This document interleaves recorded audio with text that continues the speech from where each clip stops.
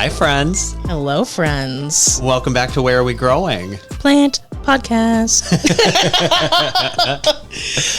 This is a very exciting episode. I'm very excited. I'm sure you're more excited because you're gearing up for all of our special guests. Oh yeah, it's been a process.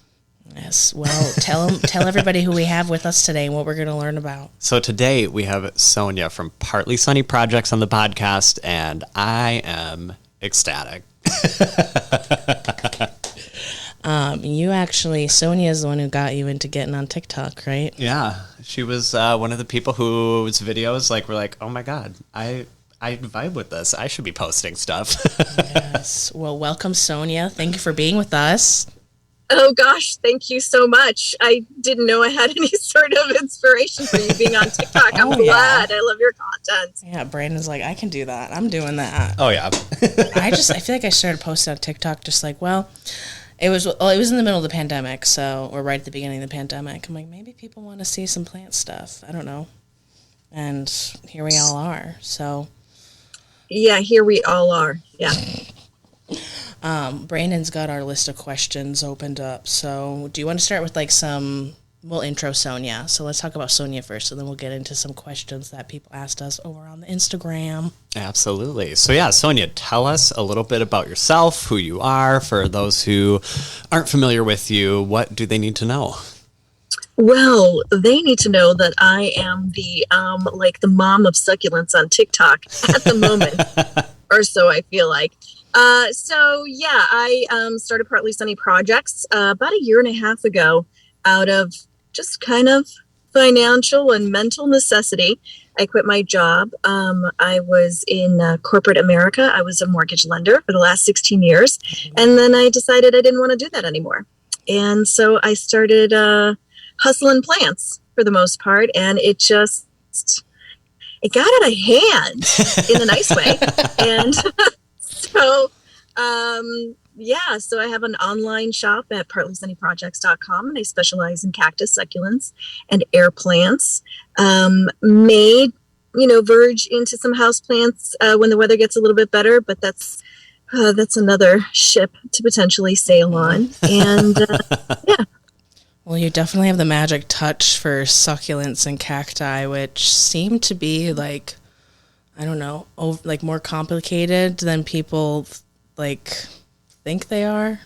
I can't keep them alive, but I think it's a lack of light issue for me. But I think where the challenge really lies is that they're loved to death, and you really need to treat your succulents like your last slightly abusive relationship, and then it's fine.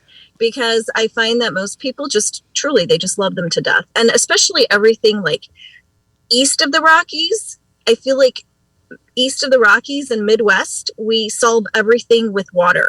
And just water it. And next thing you know, the whole thing is drowning. So it's a little bit more hands off. And then you have way more success.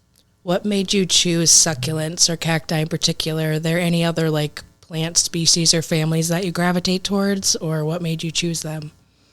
Well, so I moved to California back in 2010, and prior to that, I was living in, like I said, in the Midwest. I was in Indiana, and I basically grew things that were good in my environment. So when I was in the Midwest, it was more English gardens. I loved hostas and peonies and all the annuals that come with living in that climate. And then when we moved to California, and my first year here, it didn't rain for 7 months straight.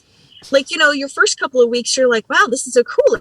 It's not raining. By the end of the 4th month, you're like, is it the end of the world? When is it going to rain? And I knew succulents as kind of some sedum, maybe some hens and chicks, but nothing really spectacular because that's all that's available in Indiana. But you come out here and you're like, whoa. The first plant that I got was an Aeonium, and I was in love. It just looked like this beautiful black rose, and it just kind of kept producing offsets, and I broke a piece off and it made roots, and then I got another one, and you took a leaf and you made a whole new plant. And I was like, this is bananas. This is just amazing. And then we moved to Southern California in 2016, and it was my first $700 water bill in Southern California, because they have to like push the water to the little city that I live in. And the house that we bought had grass and had like, you know, plants that needed a lot of water. And I'm like, can I swear? Yeah, oh, absolutely. Yeah. Oh yeah. Okay. I'm like, this is like fucking horseshit. Who the hell is gonna pay like $700 for a water bill for grass? You can't even eat it. Like, this is ridiculous. Mm-hmm. So like within a couple of months, I tore all the grass out. And, you know, I decided that I was going to do my landscaping on a zero budget. Yes, and I love that. Started trolling through like Craigslist. And I mean, I'm surprised I'm still alive. But lots of sketchy, like parking lot plant meetups.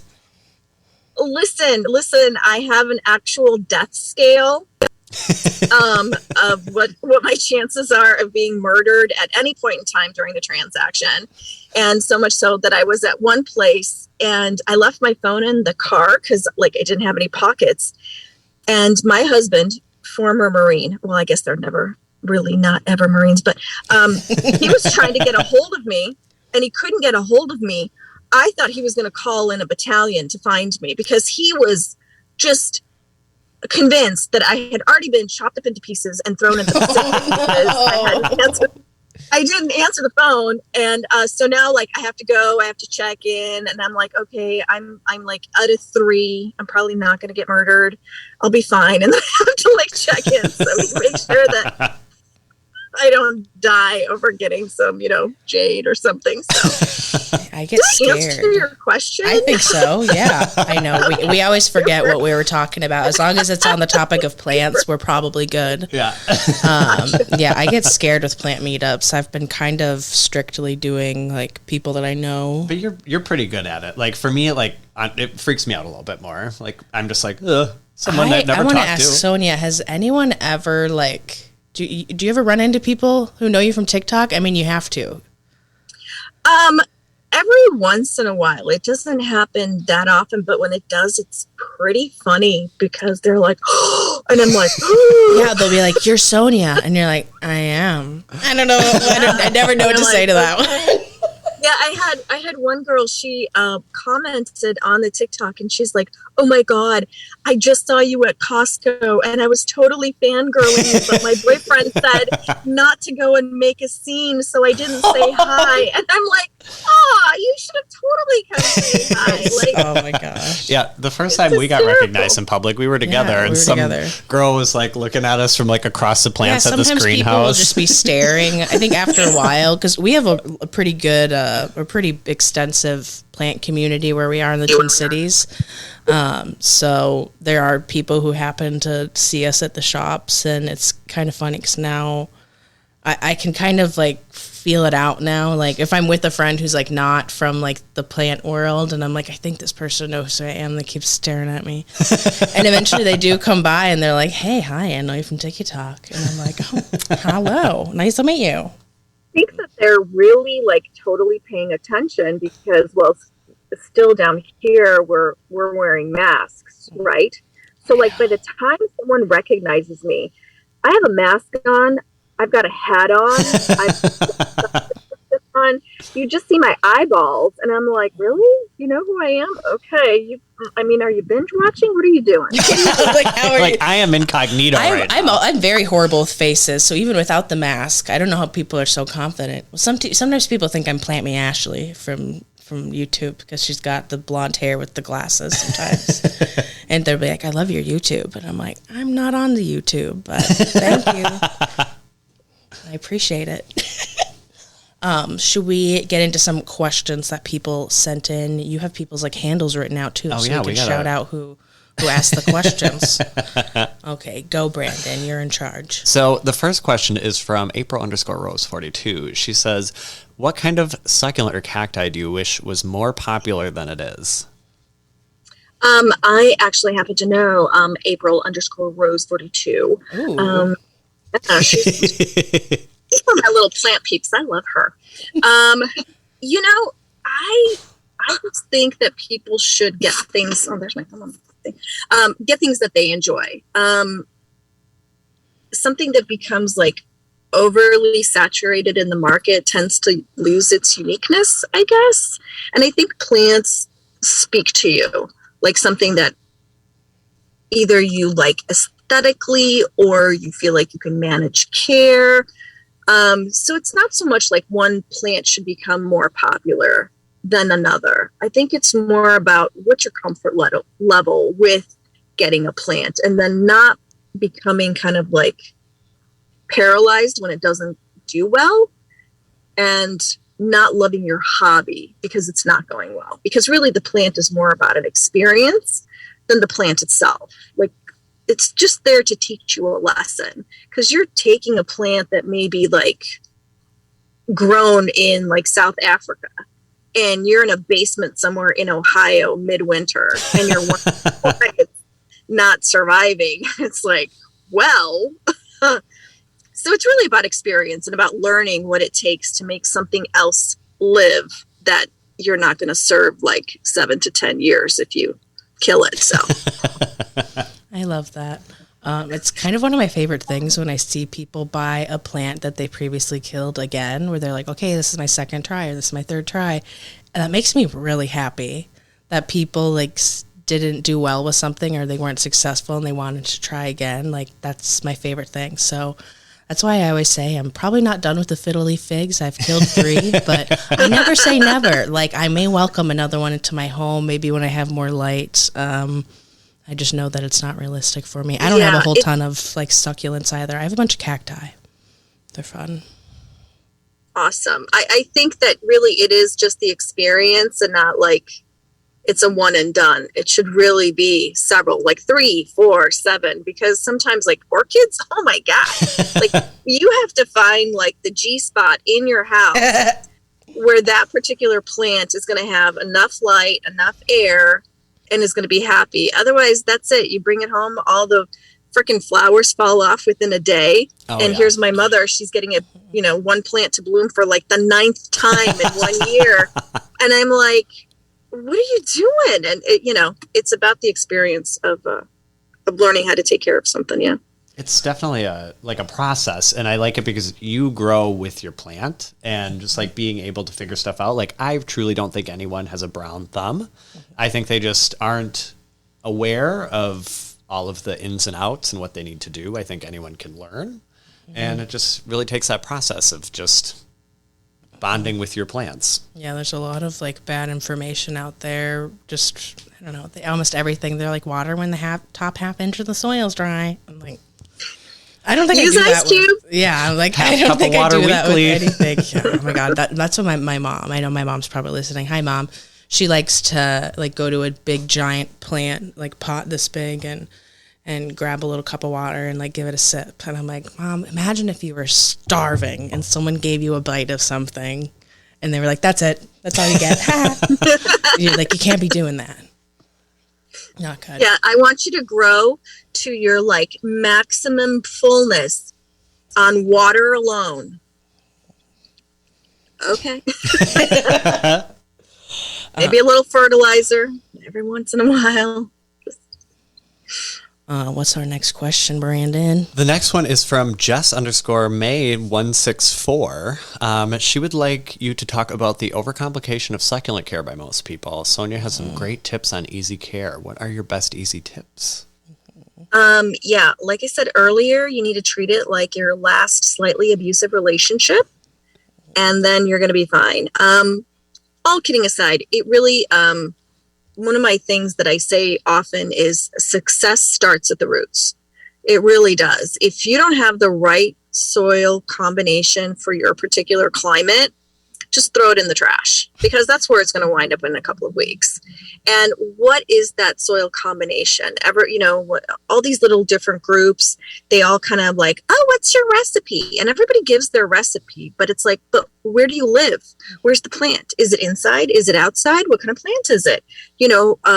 all these things kind of come into play. And again, that kind of goes back to like learning about a plant and not giving up on it the first time. So soil, light needs, airflow, all those things are going to be important to your plant. Like, you know, if you ask me what's a really great plant that I can put in my bathroom that doesn't have a light, the blood vessel right about here, right over my right temple just starts to throb a little bit, because I'm like, okay, I know like arts are no longer being taught in school, but really like biology, like you need light. Yeah. Like there aren't for your plants to yeah, grow. There are not happy plants that are in little photosynthesis every once in a while. And just because something will tolerate it doesn't mean it's going to thrive. So really research. I mean, Google is free. I love when you say that on TikTok. Google's free. It's so free. It's so free. And depending on the plant that you want, shockingly enough, there is a society for just about every kind of plant hobbyist out there.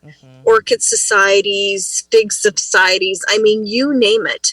Go to experts and go talk to those people. I'm here to tell you that old crotchety men and women that like are the head of these societies, which I know will not hear this broadcast, they have, you never know. they never know. But they have tribal knowledge, and there is something to be said about tribal knowledge of people that have had their hands in dirt longer than we've been alive. They have experience that we can glean from them by just taking the opportunity to talk to them. So go to your local garden clubs. Those are the people that they got nothing else to do, man. They got time to put together a club. I mean, for goodness, right? I mean, they're not worried about their kids or their dogs. They want to have a club. Go to those things, meet those people, because they will talk your freaking ears off of things you may or may not even want to know, but they can really help you. I mean, they could really, really help you. So what was the question? we were talking about simple care. Okay. Well, make sure you have a window for one, and then you need a window. alone. Then you need to find your succulent and cacti club. Talk to the people. I have to be really careful. I mean, you were in the Midwest, Sonja, so you know how chilly it gets up here. But I recently moved into a really old house, and I can't have anything sitting on the windowsills because, oh my goodness, it is like so drafty and so cold by the window, especially when it drops. Like, what was it, like 20 below the other day? It was 20 below today. Oh, okay. Normal temperature, not the low, just the temperature. So, I have to tell you, I don't even go outside if the temperature is below my age. So I can't. Like this year I turned 51. I'm like, yes, another degree more. That, it's going to be great. But hold on, I had a thought. I mean, it's coming to me. Oh, so this is the other thing, especially about succulents and stuff, especially because we're headed into February. And what happens in February? Everybody gets cut flowers, and nobody has kittens that somebody spent like $30, $50, $90 on cut plants that will survive 7 to 10 business days, and then they throw them away.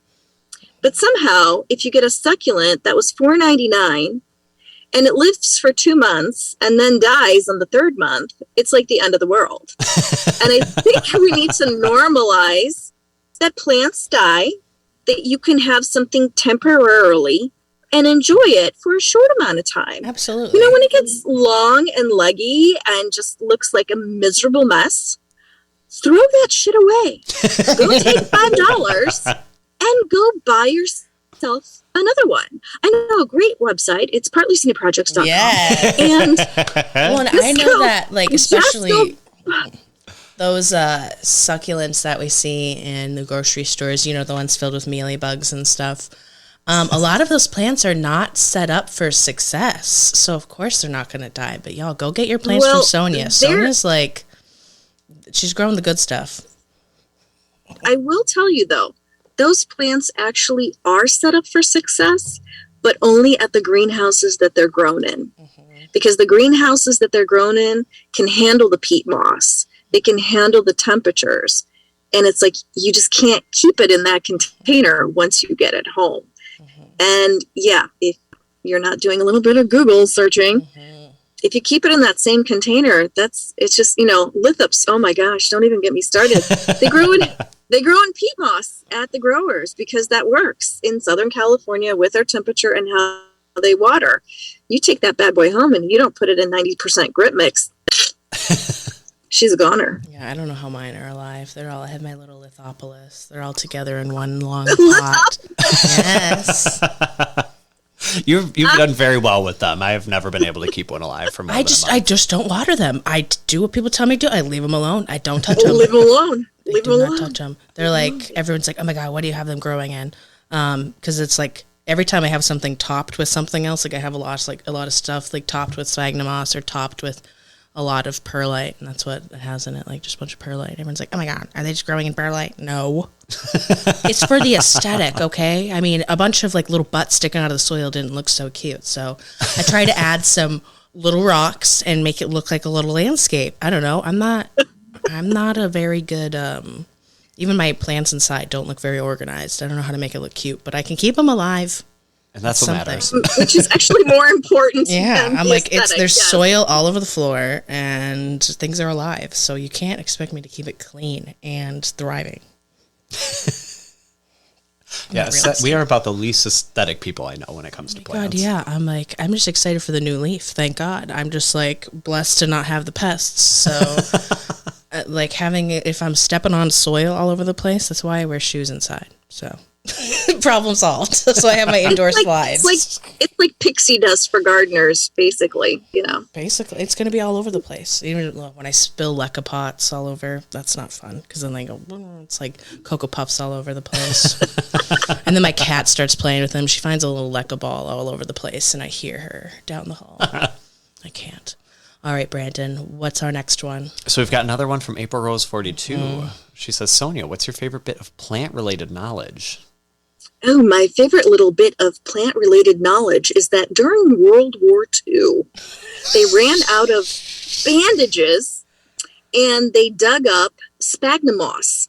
Did you know this? No. They dug up sphagnum moss to the tune of like 1 million pounds a month, which is a lot of freaking bandages, because sphagnum moss is it's like inert. It doesn't carry antibacteria, and it will soak up 2.5 times the blood volume that regular cotton bandages will.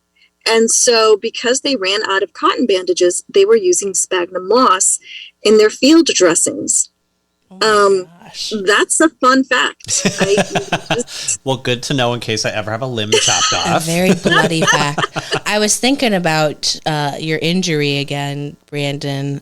We were in Chicago together recently, Sonia, and I don't know what it is. Brandon was like reaching for another plant, and there's a big cactus, and then it got him good. And he literally has a scar from it on his arm. This shirt's so tight. So I'm wondering, like, Sonia, you must have a lot of battle scars. Look at that. I feel like you must have a lot of battle scars from working with the prickly prickles. There's been a few. There's been a few, and so much so that, some plants I planted without realizing how much they love it in my yard. And I'm like, oh shit. Like, if I don't get rid of this right now, this is going to be like, I'm going to have to wear a hazmat suit in order to take that to the ground.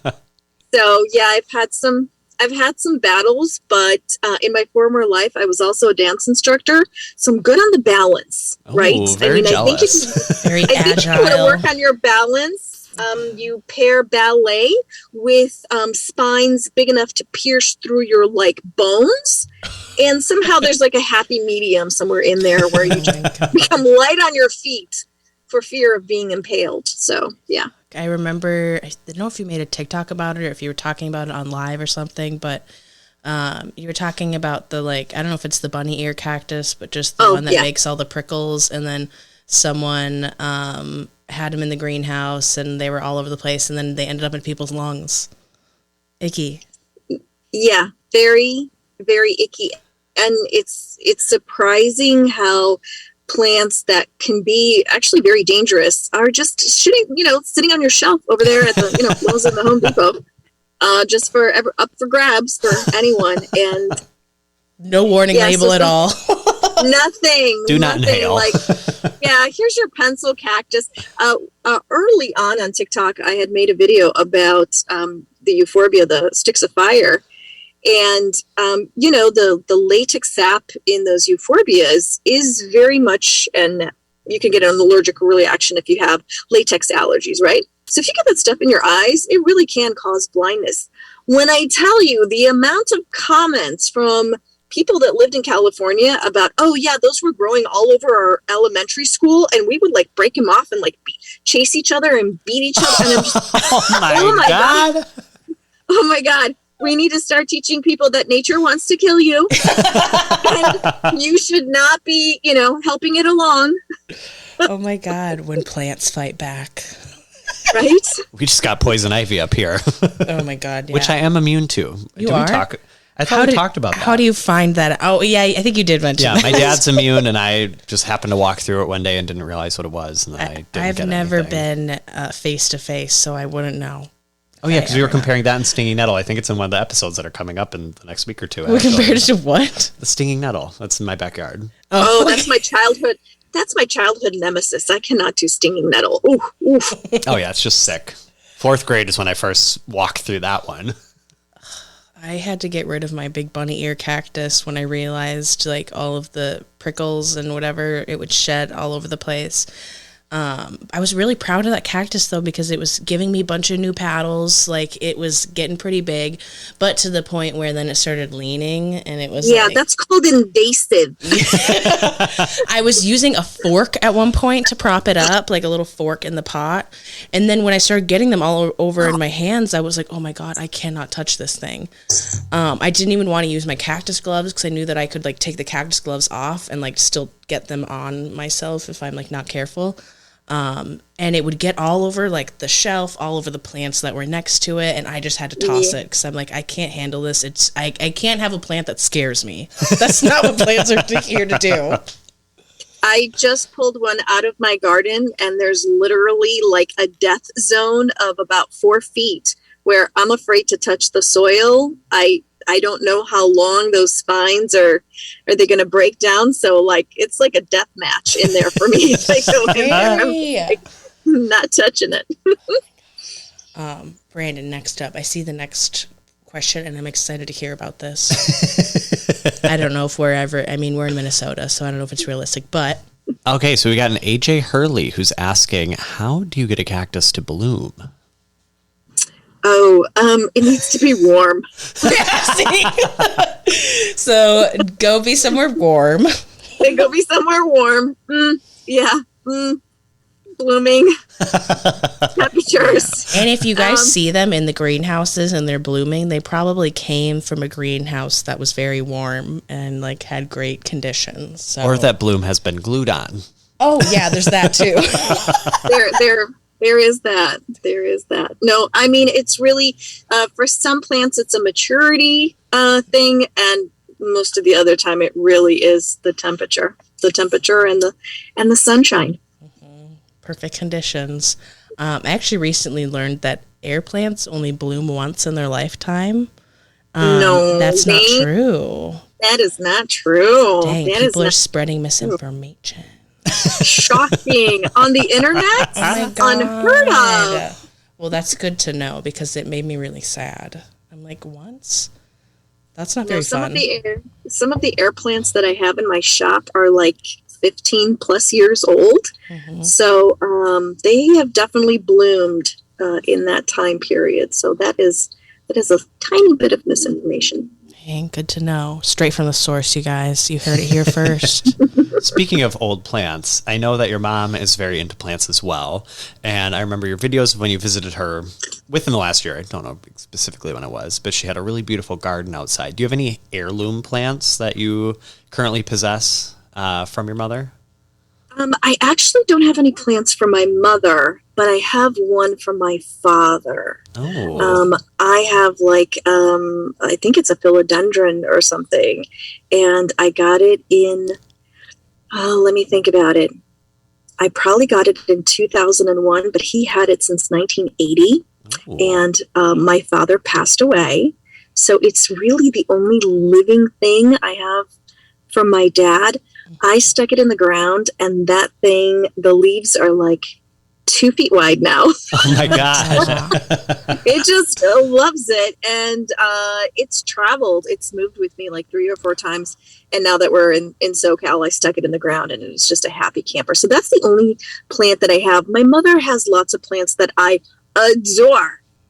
But they're not going to handle, this 117-degree heat that is here. Because I used to have quite the collection of hostas. I adore French kiss. We are in Hosta Central here. I can't. Maybe it's just because I see them all over the place. 5 varieties. I can't stand them. There are a lot of beautiful ones. We did go to. Where did we go? The Arboretum. Arboretum around here, and they had like a whole section of just like, I couldn't believe how many varieties there were. So they can be really beautiful. I feel like a lot of people have just the very basic, boring ones in their yard. The basic green, whatever. Once you get into like the blue colors and the ruffled leaves and the beautiful variegated ones, I really like the texture that they provide. I think one of my pet peeves is when people are like, I really want some plants. I want some cuttings and some succulents, but I don't want, I want color. I don't want green. And I'm like, green is definitely a color in your Crayola box. Mm-hmm. And you could make a beautiful landscape with just shades of green. Mm-hmm. So absolutely. Yeah. I think so too. I like green. Like, who doesn't like green?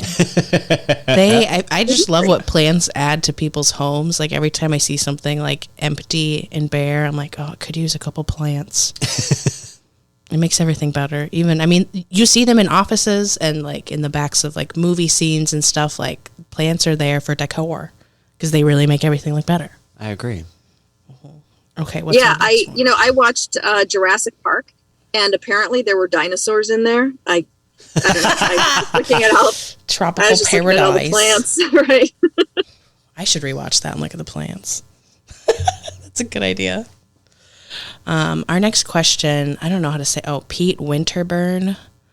I get scared saying people's names, but that sounds like that's what it would be. That seems pretty straightforward. They said, if you were only allowed one succulent for the rest of your life, what would it be? Crassel Buddha Temple. There you go, you guys. Can you describe to our listeners what that one like kind of looks like, what the colors are, how it grows?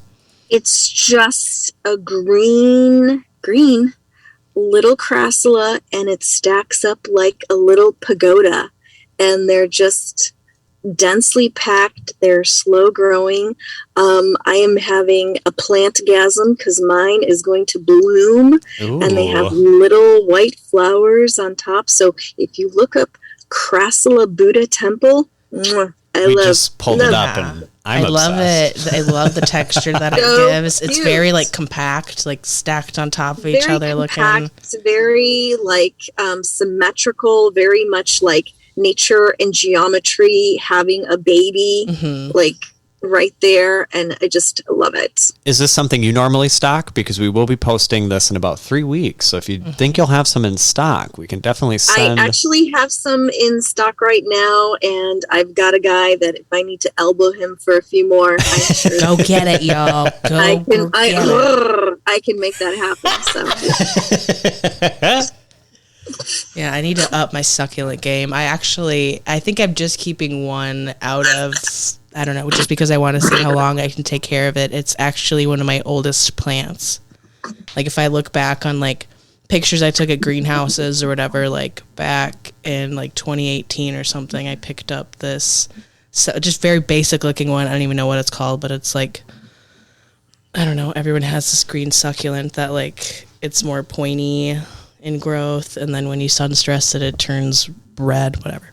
And it's in a little hanging basket, and it's in my grow tent actually, because that's the highest like amount of light that I can give it. So she's hanging in there, and she's hanging on, and she's growing a lot, but she's starting to like, she's not leggy at all. She's beautiful, but she's starting to like get tall, and like now she's like hanging out of the pot almost. Like she's not hanging down, but she's like leaning out, doing her thing. She's doing her thing. So I'm very proud to have that guy and my lithibs and my cacti. I have some pretty old cacti too, but they didn't all make it in the move with me. Wow. You've got a bunch around here, Brandon. Cacti? No, like little succulents and stuff. I have a few. They're the only cat non-chewing plants I own, so they're all in the bay window because my roommate's cats won't. Well, cat specifically, one of them. Cece, as you all know, could care less about plants, as you've seen her all over my social media.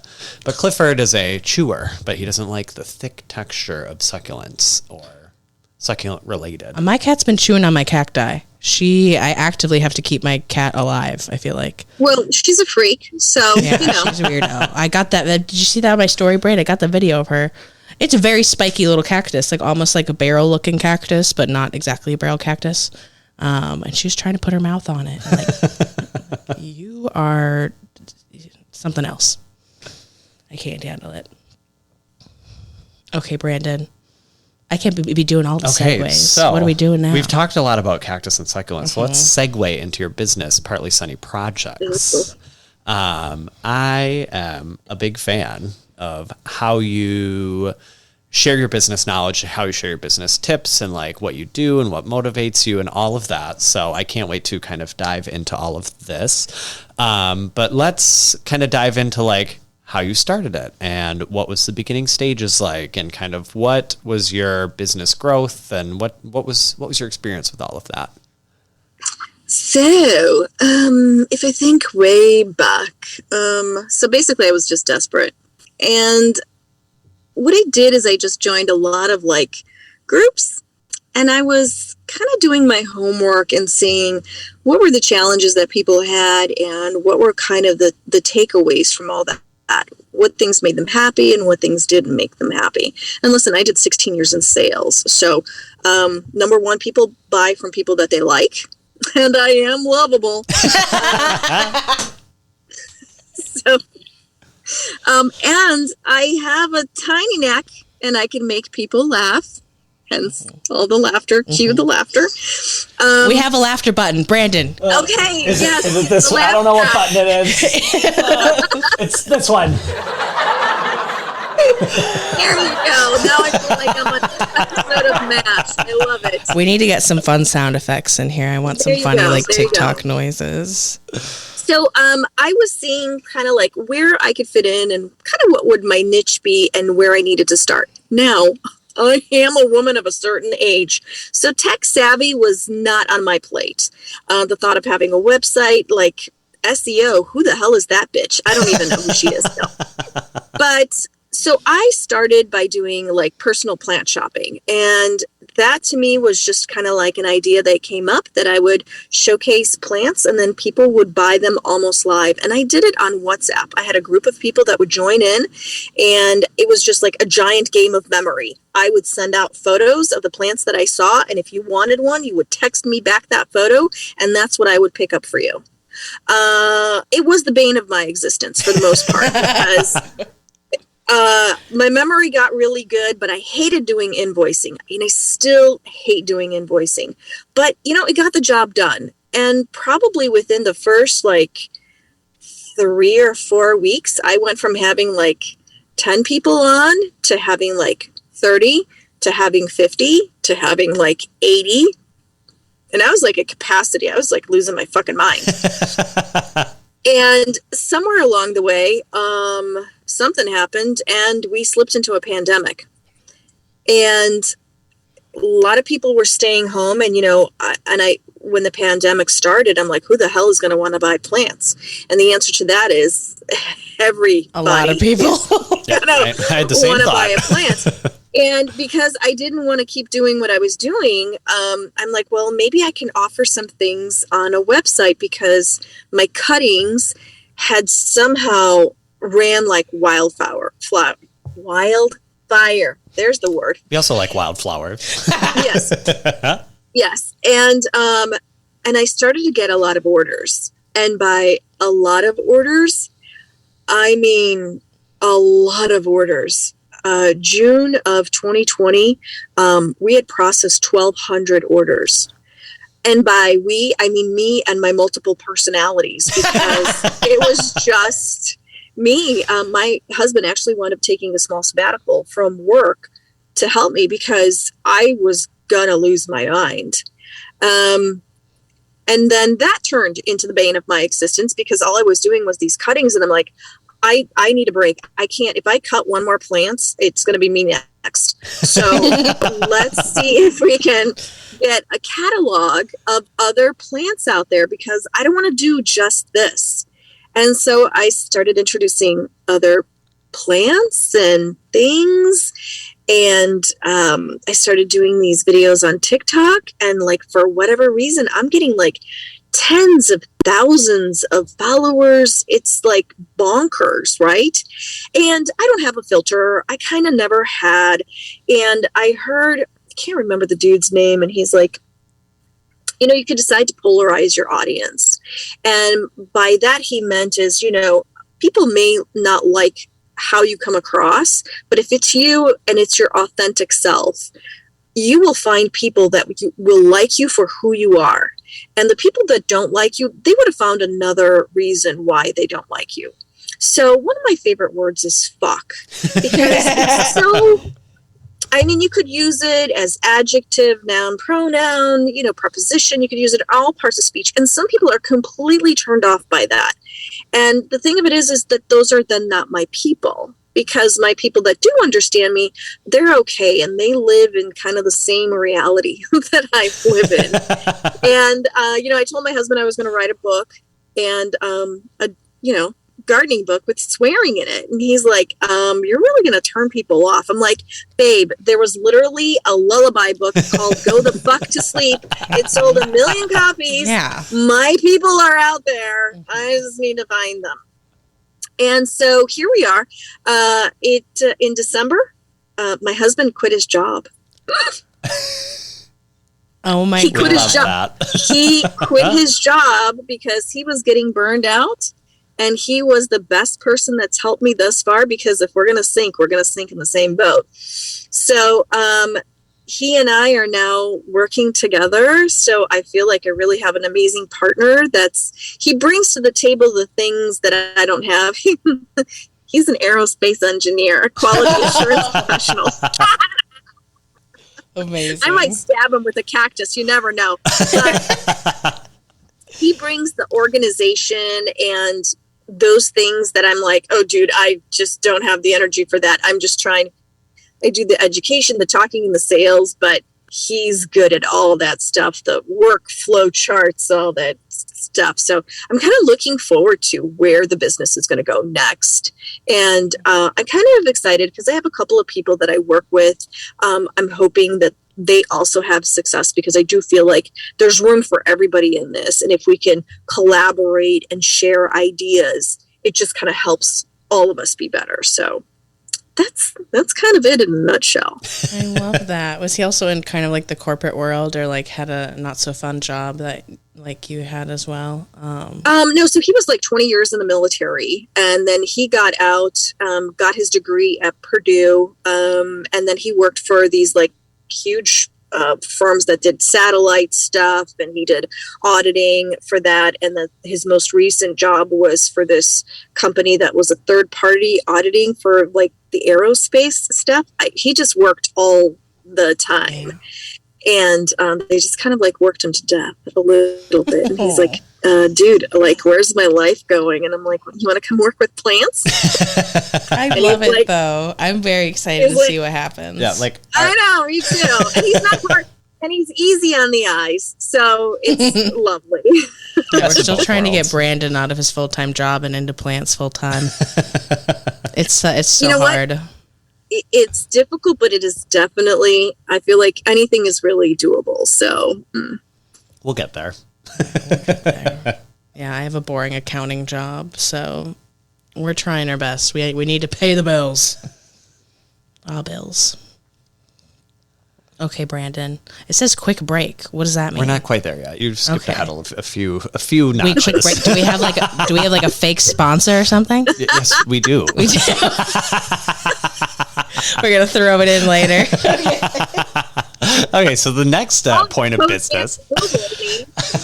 Well, this episode, Surprise Sonia, is sponsored by Partly Sunny Projects. I'm going to need you to record a little commercial that we can put into the break. So just so you know, you will have to do that. Right there on the top. It's free advertising. We're not even making you pay.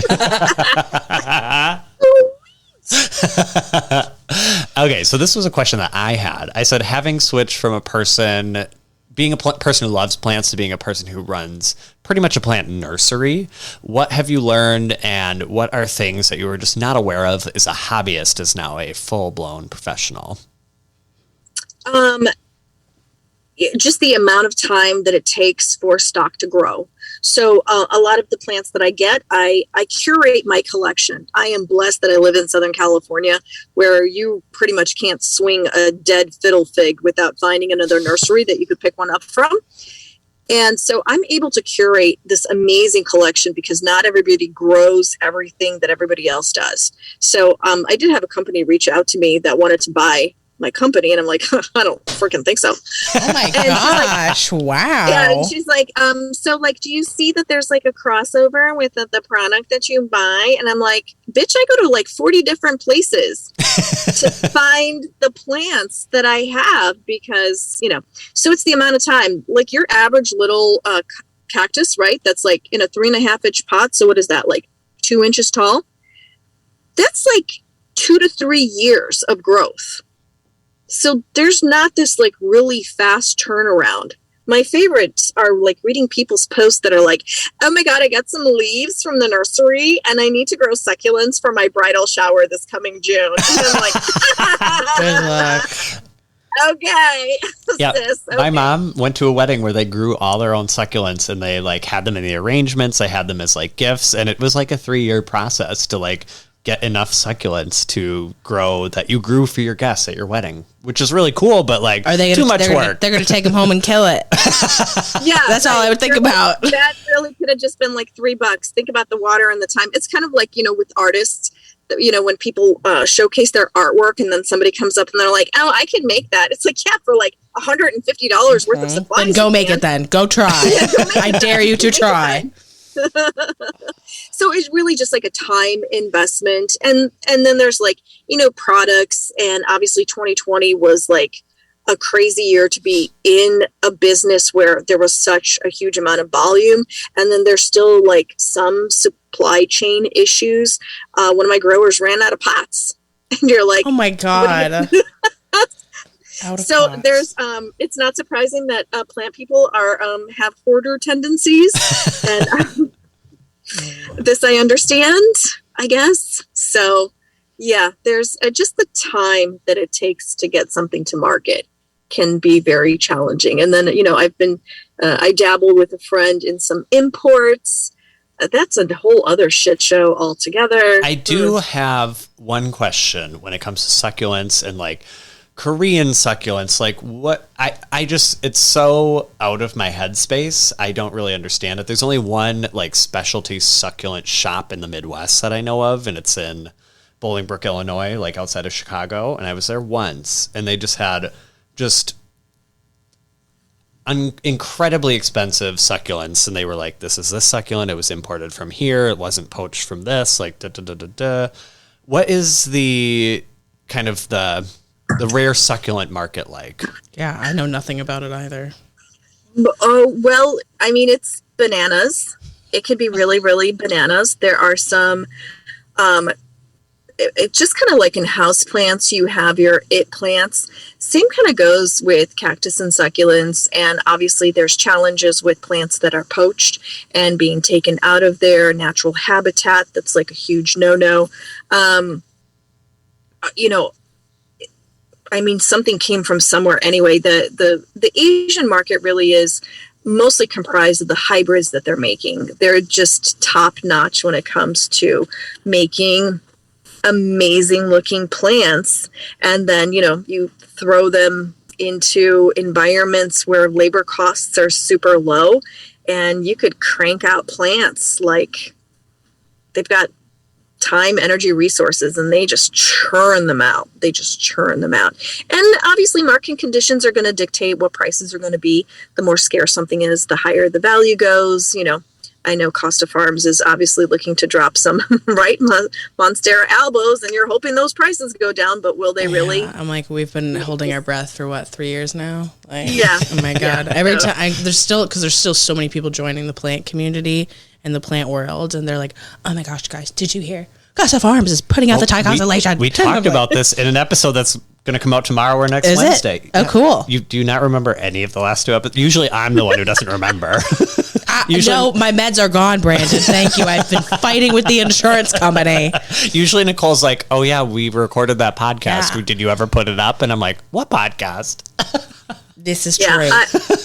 I think that there's definitely, the scarcity thing has to do with it, where I find that there's probably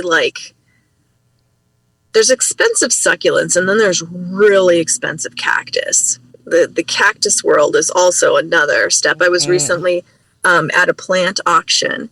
I mean, these plants are going for like $2,000, $3,000 for one plant. Yeah, for what size of plant? Is this thing in a little 12-inch pot, 2-inch pot? No, I mean, so they're small, and you have to think about why is it, and I think that's where a lot of people are potentially missing that plants are an investment. They can be a huge investment if you do it right. If you get one plant that's going to produce seed from you, and if you spent $2,000 on this plant, but you're going to get 200 seeds every year from this $1,500 plant, and you sell each one of those even at $10 times 500 seeds, that's a lot of math. And that's just the first year. So when people, kind of balk at the price of plants, who's buying it? Because if it's a grower, that's an investment in future sales. And, the auction that we were at was an unfortunate circumstance where the owner of those plants had passed away. But they made probably a couple tens of thousands of dollars for that widow by having that auction. So he didn't have a 401k. He sunk it in his plants, and he got, an amazing rate of return. Like, you could buy, one of those white rhinos. It's a little agave for $150. You grow that thing for 5-6 years. That's a $3,000 plant. So, and it's interesting too, because we're obviously more centered in the aroid world where they're fast growing plants. Mm-hmm. So for us, people it's are selling little nodes for thousands of dollars. It's even in just the last year and a half, plants that used to sell for $1,000 are now under $100. Where I feel like in the cactus succulent world, where they're so slow growing, it's not like you can just buy it and flip it right away. It must be a completely different market when it comes to that. Yeah. And there's a lot of people with some very, very deep pockets. Very, very deep pockets. Like, I showed up to that auction and I'm like, oh yeah, no. You're like, I'm just here to watch. I'm out. The last plant I bought for $150 died in 2 weeks. I'm like, fuck this shit. Shit. I can't, right? I just can't. But some of their starting bids was $900. And you're like, oh. I know. There's so many plant auctions I watch, and the starting bid is already out of my budget. And I'm like, what am I doing here? Yeah. I'm just here to comment done. When people are done. But, those plants are really, truly, they're being bought probably for some private collectors that have more money than God and have nothing else to do with it.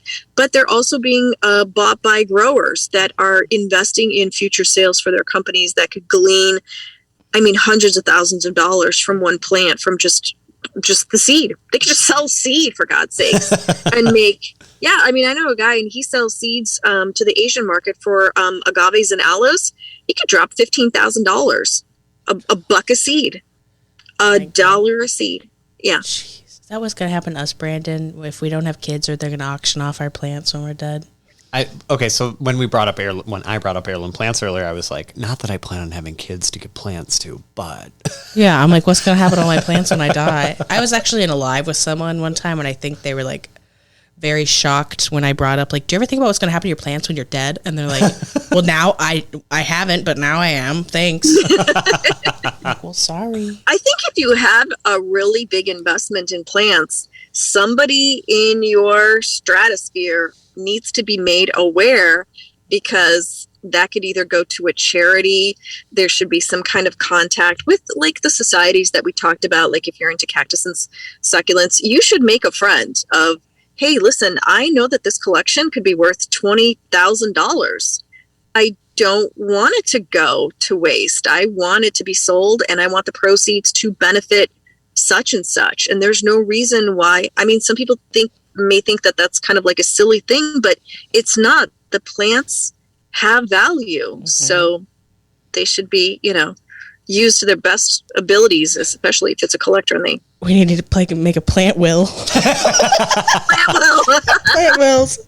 Oh my goodness. Put them in a trust. So whichever one of us die first. Yeah, I'm like, I don't know which one of us is more clumsy. You're older than me, but I also eat like a 12-year-old. So, I mean, I do too. So no, you don't. I eat like Ritz crackers. I do eat a vegetable once in a while. Yeah, I don't eat vegetables. Can you just imagine being at a funeral and a fight breaks out over the house plants? And oh my gosh, I'd love to be. Somebody is getting whacked in the head. I'd love to be a fly on the wall for that. I hope that being a spirit is real or something, because I want to be watching my funeral. If there's gonna be drama like that, I gotta be there to see it. I can't, or so help me God, I will wake up. I'm leaving the planet making drama. I'm for sure leaving the planet making drama. Yeah.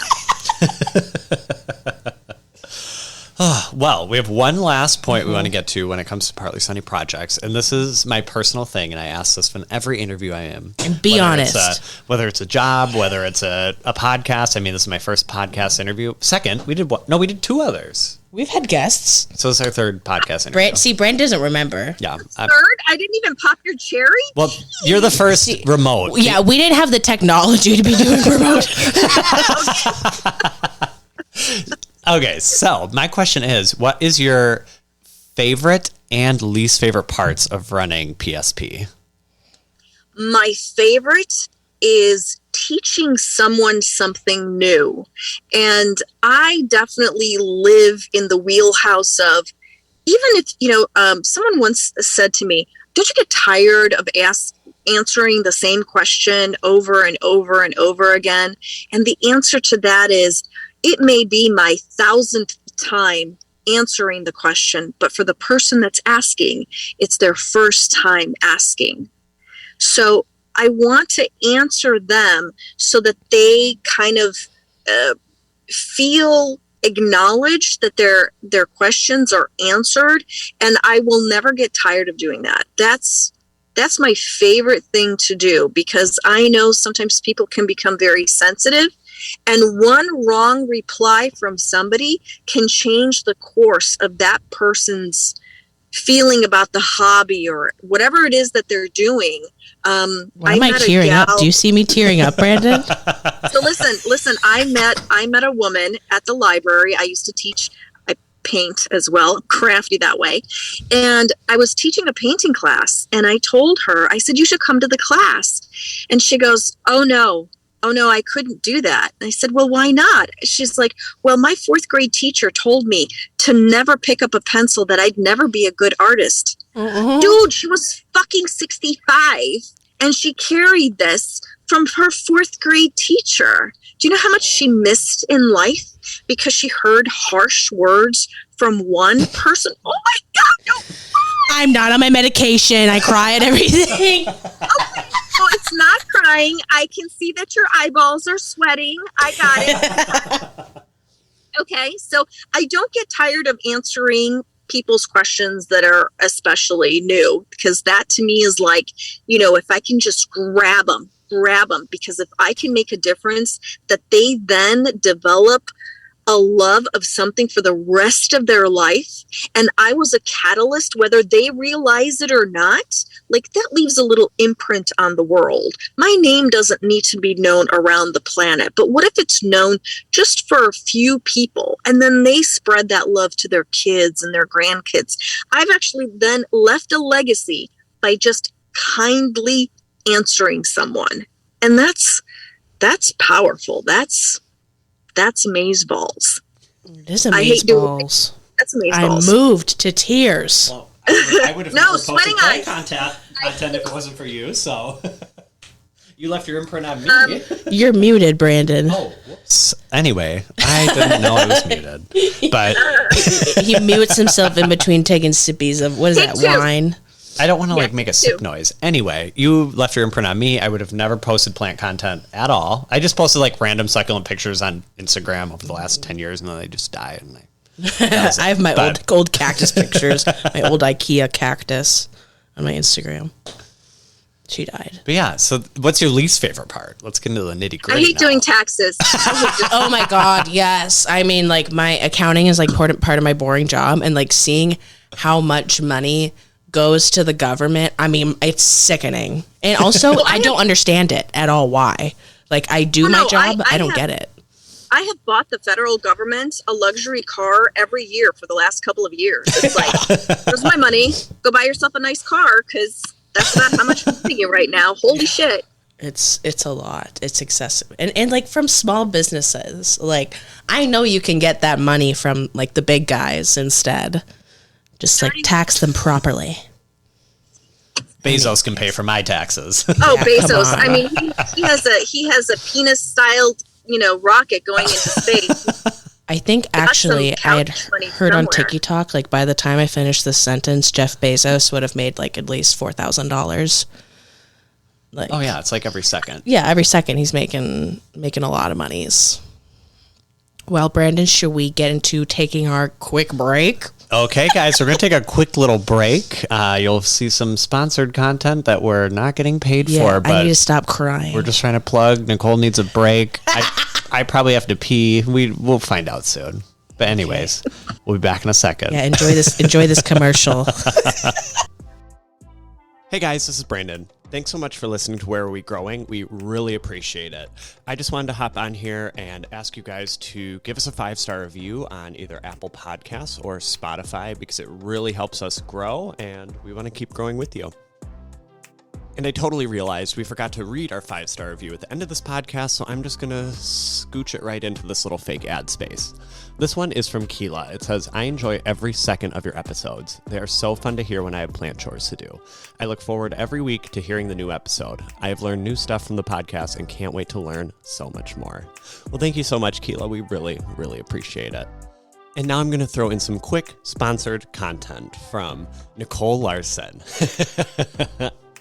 If you're struggling with your plants and need to sit down one-on-one with someone, Nicole has a solution for you. She does plant consults where you can sign up for short or long consults depending on your budget, and she can really dive into details and get to know you and your plants. If this is something you're interested in, she has a super peer, so superpeer.com/Nicole Larson with 2 N's. And I'm sure listening to this episode has cactus on your mind. So if you're interested in getting a cactus, succulent, or air plant, head over to Sonja's website, partlysunnyprojects.com. She has so many beautiful plants that she puts so much love and care into. So definitely head over there to get your beautiful new plant baby. That's partlysunnyprojects.com. And our final plug is my website, monsteraplant.co. Head over to find houseplants galore. It's pretty cold, so we're pushing the merch right now. We just launched our plant parent collection, and it has some really, really cute items. We also have new Monstera Plant Co. embroidered beanies and caps. So definitely go to our website, hit the apparel tab, and shop away, because it's -30 here. So once it warms up, we'll have more plants up there. That's monsteraplant.co. And we're back. And we are back. Did you miss us? That was our first little break. Yeah, I hope it was refreshing and fun. We are back with Sonja and also Cece, our executive producer, the kitty. She just has a lot of hats. What is on her? I don't know what that is. Oh, God. If you have a big fluffy cat, you find things in them a lot of the time. Do you ever find like a sticky trap on her once in a while? No, I don't use sticky traps. Oh, yeah. You're like, I don't have gnats. I use diatomaceous earth. Okay. Fancy. But anyway, we are transitioning into our third and final segment of the podcast. So we're going to talk a little bit about mental health and how plants affect that, the pandemic, and just kind of all that good jazz. So the first question we have for Sonja is, how do you think mental health benefits / detriments from having plants have changed over the past few years? So since I started, which has really been during the height of the pandemic, with my shop, I had this like amazing idea that I would give people the opportunity to write me a note regarding their order. And that's what I thought. I thought that they would write me notes and say things like, oh, this is going to my Aunt birdie and I wanted to say happy birthday because, right, that's why you would leave a note. But nope. A lot of people told me that, the plants were helping them through their sad days. And helping them cope with stress and anxiety. And sometimes the plants that they're getting is like the only reason why they wake up in the morning. And that just really hit me really hard. I mean, it really spoke to me. I mean, I already had it in mind that I wanted to give my clients like the best quality that money could buy. But those kinds of things that people were kind of like dependent on opening a box and finding some little snippet of joy, that kind of weighed heavily on my shoulders of really wanting to please those individuals that they were finding their joy in the plants, and, I kid earlier about, just go get another one. That's where, owning plants can be also detrimental is if you take it too personally when something does go wrong. There's a lot of people that are like, oh my God, I have like mealybugs. What do I do? I'm like, go throw it in the garbage. Because by the time you spend $20 on treating your $9 plant, you could have bought 2 of them. So, That's true. That's probably a lesson we should learn. Yeah, we need to learn that. I need to toss out more plants. Yeah, sometimes it's just kind of like, if I keep this thing and try to recover it, not only may it not recover, but it may infect more plants. And now more of my money is down the drain when I could have just literally thrown it away.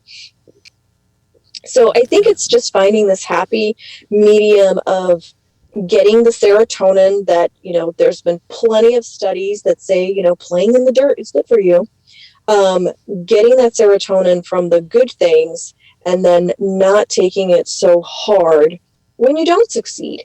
And really looking at it as, this is a lesson. This is what I've learned about this particular variety of plant that has, again, no business in my basement in Ohio in the middle of winter.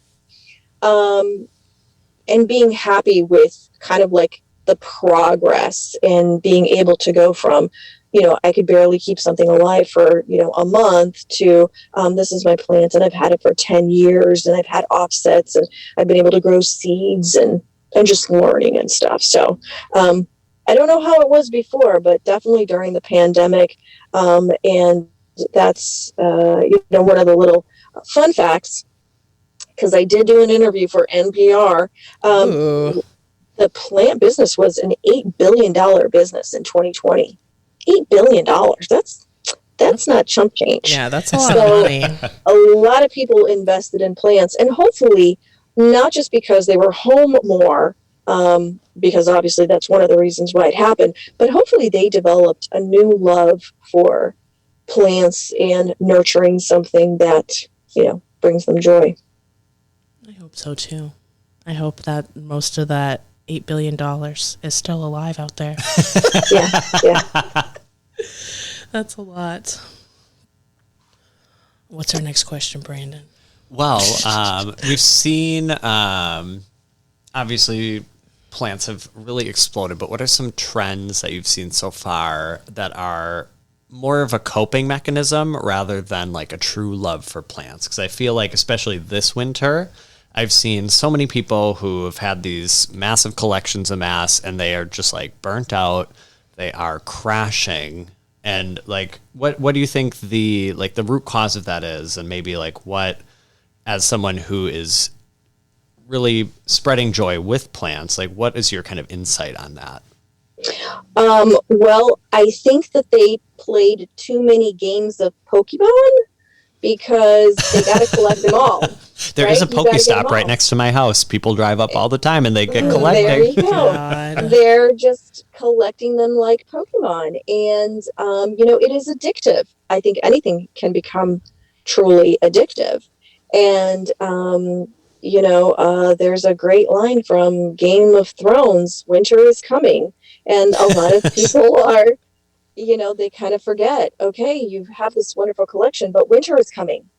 So unless you decide that these are going to be annual plants for you, like a lot of people in the Midwest spend thousands of dollars on annual plants and have no problem redoing it every year. It's wild. You may not want to do that with your, $300 investment that you paid for a note or whatever.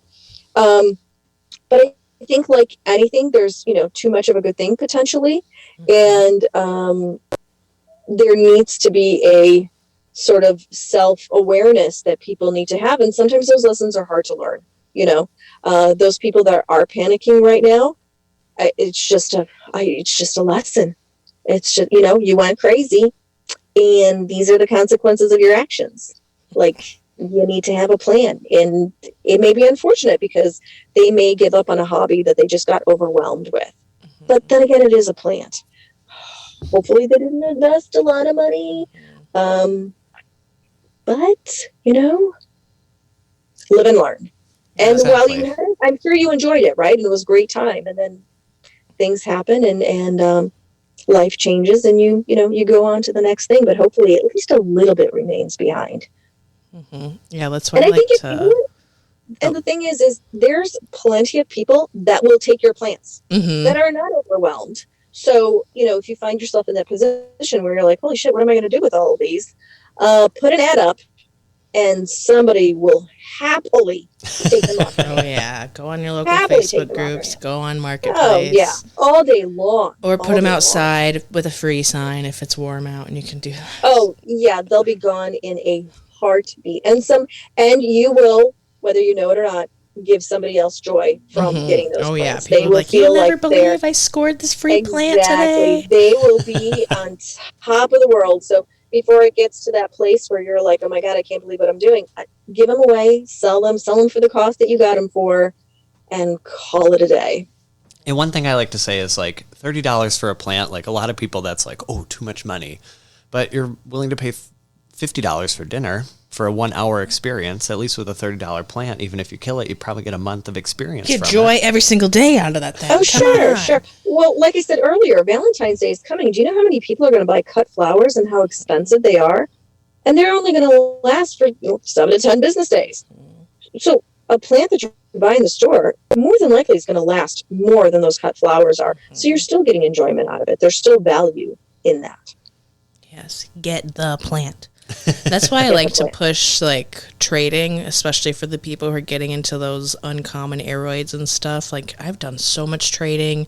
Brandon's getting into trading. Like, I mean, when you have an abundance of plants and you don't want to spend any more money, there's people out there that want your plants and they have plants that you want. You can just swap them, swap cuttings. Like, it's so fun. Bartering it's so easy. Bartering is a beautiful thing. I wish we could trade more things. Like because I've traded plants for other things and stuff. Like I traded like some plastic bins so someone could move their plants and they gave me a plant for them. Like I've traded plants for like a bag of leca and stuff like that. But I wish we could get back to like trading other stuff and bartering with other things. Like, come on. What happened to that? Capitalism? Why can't I just like go out and get things with stuff I already have?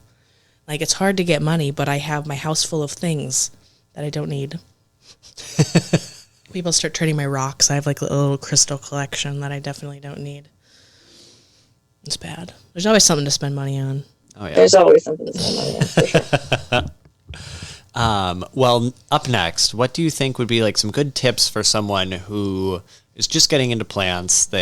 What would set them up for success in terms of having a healthy relationship with their plant collection? Definitely that Google is free, and they should just do a little bit of research, because a little bit of research about their plants will go a long, long way.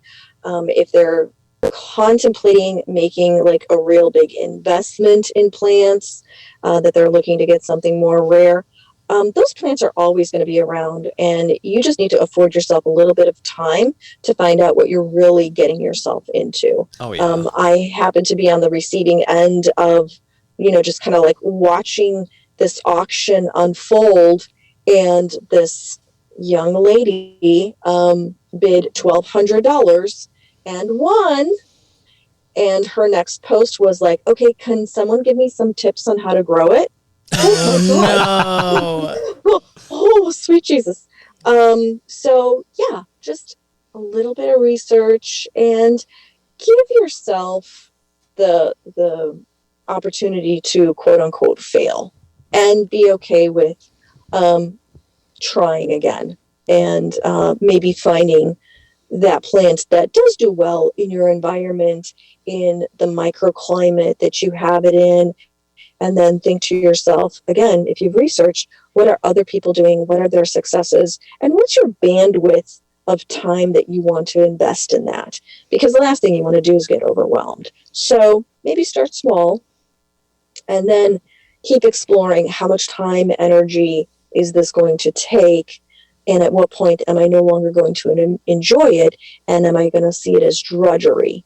You want to keep that on the happy side and not so much on the, this is a pain in my butt side. Yeah, it's hard to tell when it's too much until it literally is too much. And find plant friends, because you're going to need somebody to water those bitches when you want to go on vacation that you can trust. Oh, yeah. So just find a planty friend that kind of has the same sort of,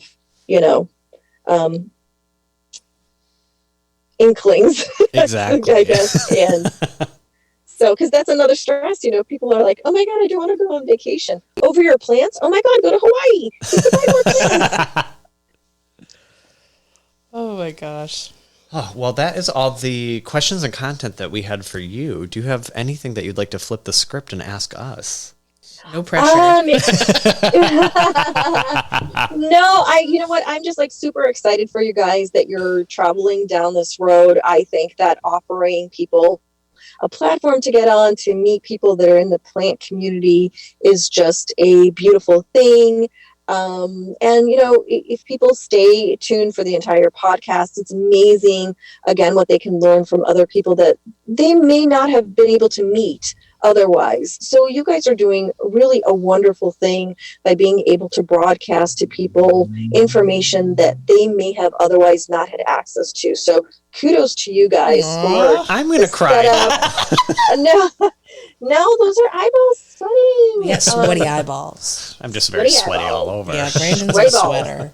Yeah, so just kudos to you guys, and just kind of like keep at it and surround yourself by positive people that are going to be uplifting for you and give your motivation. And, if you do something and it doesn't go the way that you want it to, just know that you learned how it doesn't work.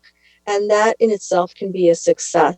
It doesn't always have to yield amazing positive results. Sometimes learning what not to do is just as important as learning how to do something, is learning how not to do it. So kudos. Beautiful. I think I need to put a spoiler in the beginning of this podcast saying stay tuned to the last very second, because you will get the most you've ever gotten out of anything from Sonja in the last second. So thank you so much. We really appreciate that. This was a treat, as Brandon says. This was a treat. Thank you. Thank you so much. Sonja, do you want to plug your social medias and tell people where they can find you on the interwebs? Yes. They can find me. Shockingly enough, everything is under Partly Sunny Projects. So I have a TikTok. I have both a business and a group on Facebook under Partly Sunny Projects. I have a wonderful community of people that are willing to help you answer any sort of questions. I'm there all the time. My website is at partlysunnyprojects.com, and we're doing air plants, succulents. We've started doing some kind of live sales as well, which is super exciting. Since Hubs is joining, I will be making a little plug where it's still a work in progress, but we're calling it Plants with a Purpose, because my amazing husband is a private pilot, and back in 2015, what can't he do? What the hell? Amazing. It's amazing. He is just a man of action. So back in 2015, we did a course where we rescue dogs, and we flew puppy dogs to their forever homes. And so we're going to be coming up with a collection of plants where we're going to take 100% of the proceeds to help us fund these flights. So he is going back and just kind of like relearning all the piloty things. And I'm working on the website portion to have the plants with a purpose, so that, you know, you wind up with a plant. And we're going to wind up with the funds, because it takes about $1,500 or so to get each one of these flights up in the air. You know, we've saved senior dogs that the owners have passed away. We've saved dogs where their owners were killed in combat. We've saved litters of puppies. And it's something that's kind of close to our heart. And Isaac just loves to fly. So that's a new thing coming to Partly Sunny Projects. Along with merch and some other things that we have in store for this year, because I'm super excited that he's here and helping me. So, you know, if you're looking for some great plant content and you don't mind the swearing, then, you know, kind of like look me up. Oh, I love that. We could be BFFs. Yeah. That is amazing. I'm excited to hear more about that. I am super excited. Do you have any other projects coming up besides that? I know Yeah, you said when's you the wanted... book coming? Yeah.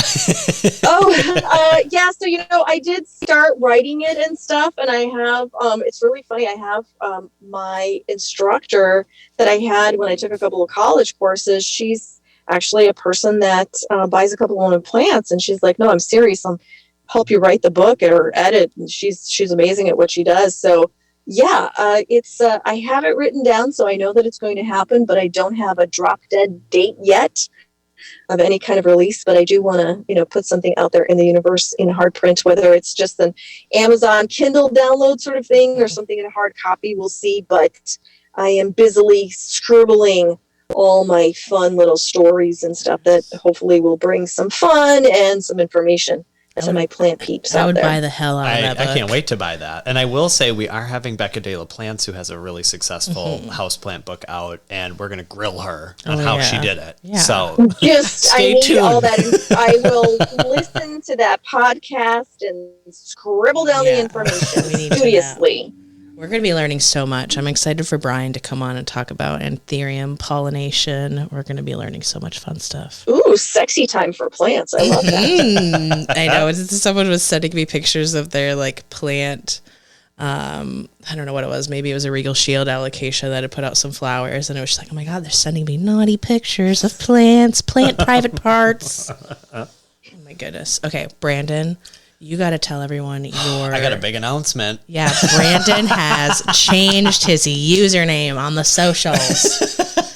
Tell him, Brandon. Okay, so I have changed my username. Nicole was just on David PV Plant Guy's podcast, Planted Personalities. Yeah, I was talking and crap they were about both Brandon. grilling me on my username, which was a musical pun on Nicki Minaj's Anaconda. It was Branaconda. Branaconda. We get it. You're gay. We get it.